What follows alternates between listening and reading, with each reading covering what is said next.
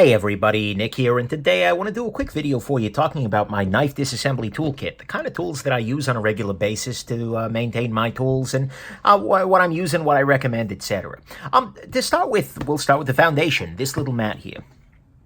This mat there's nothing particularly super special about it. It's just a silicone mat here. But the thing is, it offers a couple of bonuses to me. A, it's thick and it's relatively, it's just silicone. So what that means is that if I have a knife and I just drop it onto there, or I drop a part or something, it's not going to scratch it up at all. It's not going to bounce too far, etc. It's just, that's a nice thing. It means that I don't have to worry about injuring this or injuring my table, for that matter, if I do something wrong.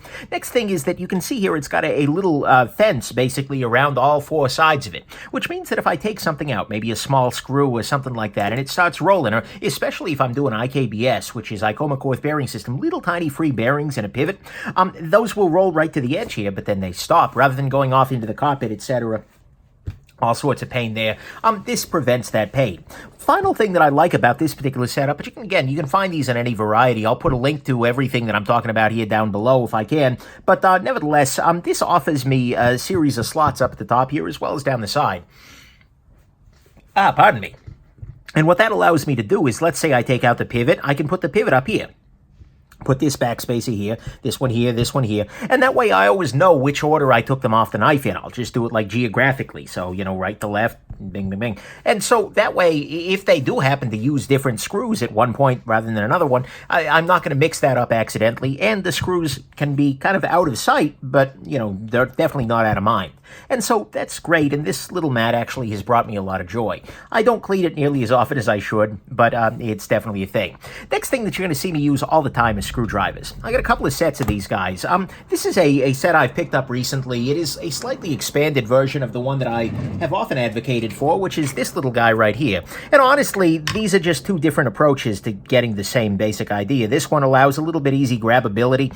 This was a gift from me, from my buddy Garcia, but nevertheless, this one here is probably just as easy. And it comes with a screwdriver handle, and it comes with a good selection of all the bits that you could probably likely need for a knife or, frankly, a lot of tool disassembly. I keep one of these guys at work, too, and it's super handy to have around because it's got pretty much everything you want.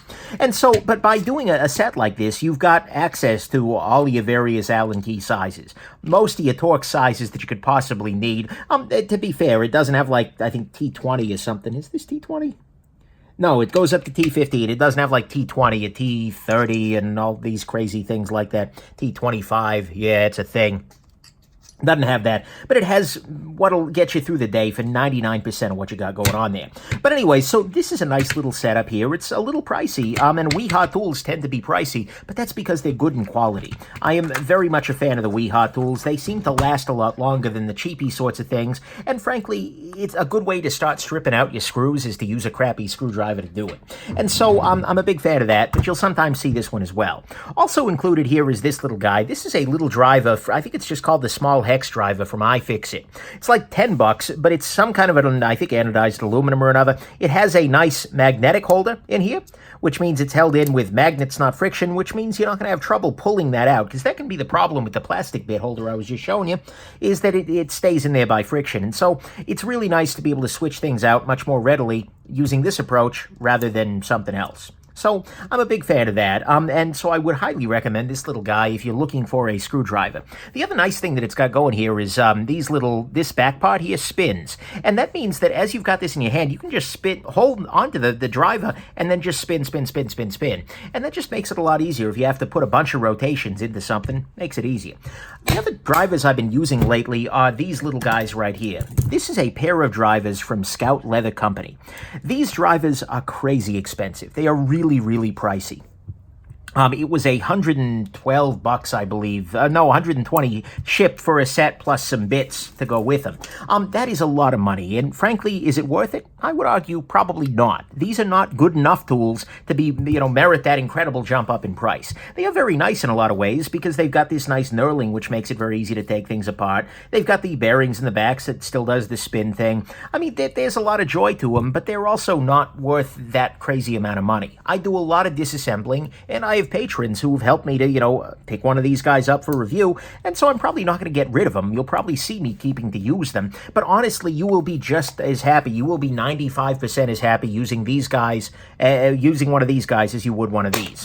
One thing to highlight, though, is that these take a different kind of bit. These are a micro bit, whereas these take a full-size bit. Practically speaking, that's not really a problem. You just need to make sure that you've got those bits around. And it's actually a really good idea to have a good selection of bits around, and particularly to have 2 of each of your Torx types. If you're doing a lot of knife disassemblies, very often you'll get what's called a free spinning pivot, where the pivot will, let's say if I just started, and this isn't a free spinning pivot knife, this is Spyderco McBee, by the way, but if I just start turning this guy, the other side you'll just see turning and turning and turning. So in that case, what you'd actually need is a T8 on this side, and then you would need another T8 on the other side there. So you could get in there and kind of, basically brace one against the other and then start your rotation. That's a frustrating thing. I don't like it when makers do it, but that's a reason why you might want another set of bits. And that's actually why I've got this second set over here. This is just another set of Weehaw bits, and again, I know they're more money, but they're worth it. They do really good work, but that has a full selection of Torx bits from T8 to... I'm sorry, from, what did I say, it goes down to T5 all the way up to T25? No, T30, holy crap. And so, but anyways, this gets me the extra sizes I want. This itself can be used as a screwdriver, by the way. You just pop this thing in, and then got yourself a different driver. But anyways, it's a good idea to have more than one set of the most commonly used ones, both in case you break one, and in case you end up needing 2 of them at once. So that's the other thing that I've got going on there. You could also do something like that, though, with a little tool like this. This is just a fold-up kind of thing with, again, it's a selection of Torx drivers from all the way up to T25 down to T6. And this is nice because you can kind of hold it up against, here, let me find the T8 bit here, Spyderco Amalgam. Is that, oh, that's T10. Not a brilliant man. But one nice thing that you can do if you've got a free spinning pivot is kind of hold it like this. That way you can then turn from the other side, no freaking problem. But, again, there are many options, many roads to roam. So there you go. That's in terms of the screwdriving, what I've been doing lately. Another thing that you're going to find yourself often needing is some kind of pliers or another. And for this purpose, I tend to use a Leatherman Wave. Now look, there are much better pliers out there, and in fact, there have been some disassemblies where I could have used a set of channel locks or something like that, and where I probably should have, gone and got them. The Viper Dan 2 comes to mind. A bunch of people like, oh my God, thinks he's a knife reviewer, but doesn't even use a pair of pliers. Oh my God. Yeah, I get it. I probably could have. But anyways, that's a thing. But I really do like having a nice set of pliers around for a couple of reasons. Sometimes if something is free spinning and one of the screws is stripped, you need to reach in there, and I'm not going to do it now because I don't want to, but you need to reach in there and grab the stand off. That way you can turn it with the other thing. So again, having the pliers around is helpful. Having the pliers around, you can also use them to kind of wedge surfaces apart a little bit every so often. It's not what pliers are for, but it's definitely an option. And, it offers you some additional tools as needed. So this guy is really never far from my table. Speaking of wedging things apart, I'm a big fan of this guy right here. This is the Rat Bastard Pocket Probe Enigma. This gives you a couple of different things. This is a nice, just everyday carry thing with a cap lifter, things like that. Big fan of it. And Rat Bastard, by the way, is the name of the company, RB Tools, not just hate the guy. But the other thing that it offers you is a nice thick pry bar. So you can get up in there, and for instance, if you have a pair of, like for instance, this guy, actually, just today, I ended up needing this guy to pop the lanyard tube out. So I had to kind of get up in there and then start twisting. Sometimes it's a good idea to, shield whatever you're doing by putting a little bit of like cloth or something like that over it. That way you're not, digging directly into metal. But that little bit of twisting, that little bit of prying can be a good thing. Now, mind you, the prying should be your option of last resort as you're doing any kind of a knife disassembly, because these are precision machines. They shouldn't need, brute force to get everything put back together. Very rarely you get one that really does need that, but by and large, you should be able to do things in a graceful way rather than a rah, King Kong snap it in half sort of an affair. So, yeah, but there's this little guy. That's my approach. Next thing I've got are Q-tips. Right now I've got a set of, fancy pointy Q-tips that actually were gifted to me by a viewer. So I'm not entirely sure who makes them, but I'll try and find links for you. But honestly, a regular set of good old-fashioned Q-tips like you would have around the house, cotton swabs, will work just fine. But the reason you're going to want these is, for instance, to get up into holes on a blade, or in the, so if you've got like a pivot hole, you can just dip this in here and then just kind of clean it out. And again, you don't need to clean these because, yeah, it's a thing. But nevertheless, they can be really helpful for that. Also getting into small areas. particularly on a knife that can't be disassembled, you might need to get up into this area and clean things out, and a Q-tip or something like that is going to be really your best bet for a situation like that. Speaking of cleaning things up, another tool that's really useful is little swatches of fabric. You can do this, of course, with paper towels and napkins or tissues or whatever, but the nice advantage to using fabric is that they're not going to fall apart on you. They're not going to leave chunks, especially once they get, wet with something. They're not going to leave chunks of paper towel up in you. They'll leave strands everywhere, unfortunately, as you see on my surface, but they're really, really nice. And so generally when I'm doing a cleanup, what I'll do is I'll take a little one of these guys here, again, links below, and then I'll just take some basic 91% isopropyl, or you can get denatured alcohol, whatever works, but I'll just use this, basically coat one of these guys with the booze, as you see in the disassemblies, and then I can just use this to wipe pretty much anything off. And the booze, the isopropyl alcohol there, is a good idea because it helps to get off, like, for instance, tape residue, because I open a lot of boxes with knives, so I end up with tape residue all over them on a regular basis. Does this have tape residue yet? Oh, no, I washed it off this morning. Either way, and so you can do that kind of thing. And it's good at cutting through grease, etc. These are really a handy tool to have around, and they don't shred as you're working on, particularly on chamfered surfaces. So I'm a big fan of these little guys, and I really recommend that you try some of them. And they're so cheap that you barely have to think about it. So that's good. Next thing is, we've talked about screwdrivers already, but you're going to want something that'll hold those screws in place. I tend to use Loctite.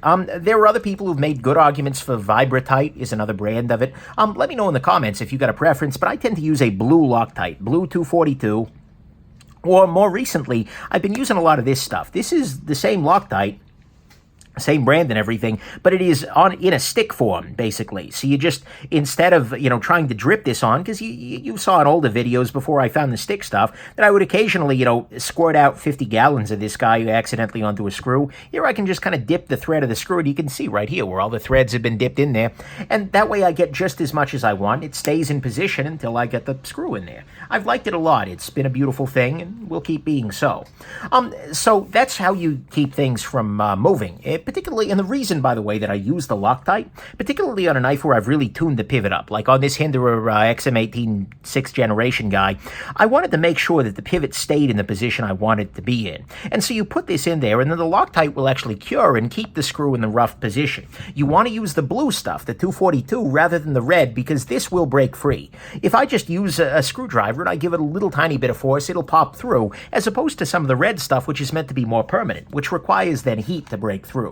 Speaking of heat, one good tool to have around is a soldering iron. This is the cheapest soldering iron ever. I am not recommending it because it is honestly a piece of crap.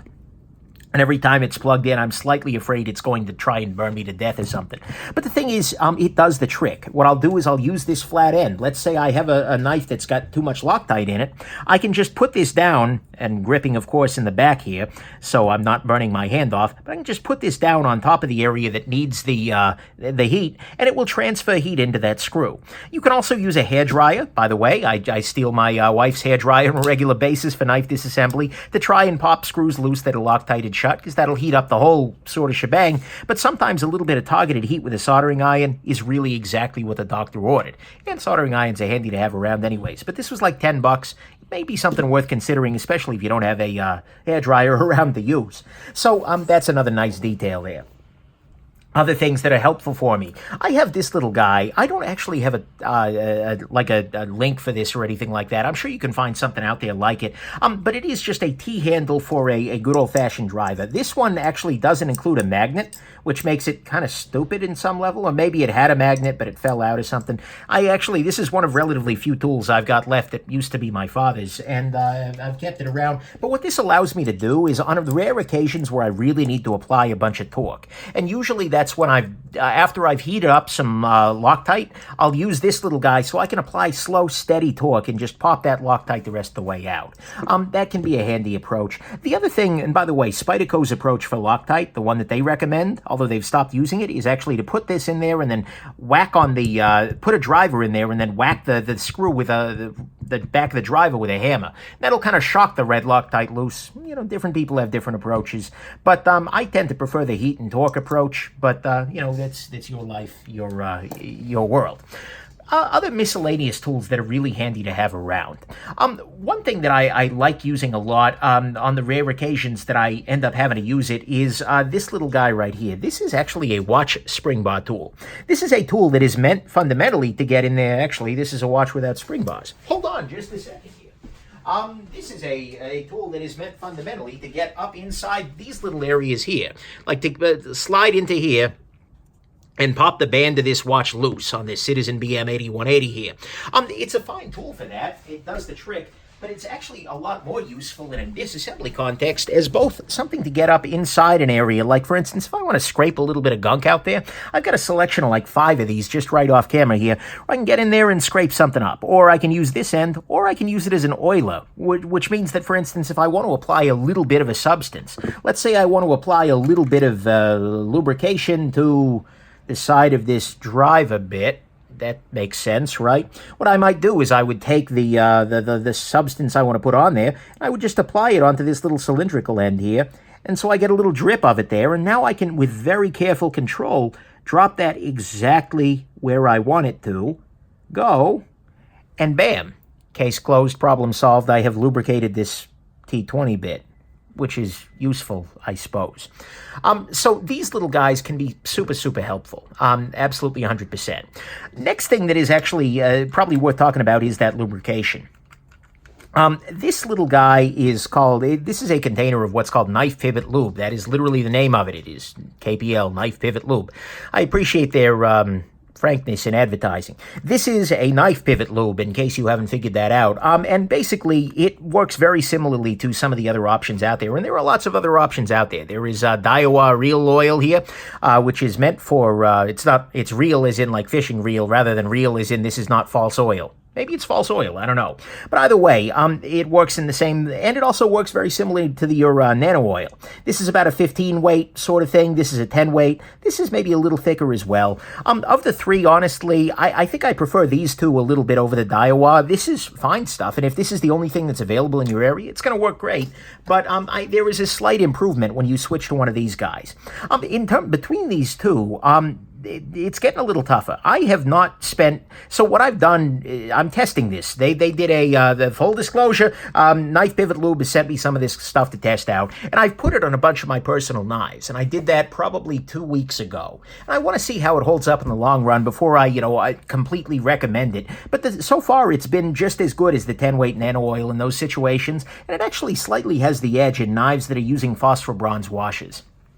This feels like it stays in position just a little bit better, and it provides a slightly smoother action, whereas the Nano Oil 10-weight always felt a little weird in washer-style knives. The other big advantage this stuff has going on is that it's cheaper. This is way cheaper than Nano Oil, and so far, unless it happens to have an ugly surprise down the road, I am liking the Knife Pivot Lube. I think it works pretty well, and so yeah. But the thing is, one area where Nano Oil has the advantage is they have 2 other weights. So there is the 5-weight Nano Oil that is a very penetrating sort of oil. It dives deep into whatever you're doing. And so, for instance, if you've got a knife that's very, very tight and you can't get it apart, the 5-weight is a good stuff to get in there and lubricate things up, maybe help you get it apart, or at the very least help the action a little bit.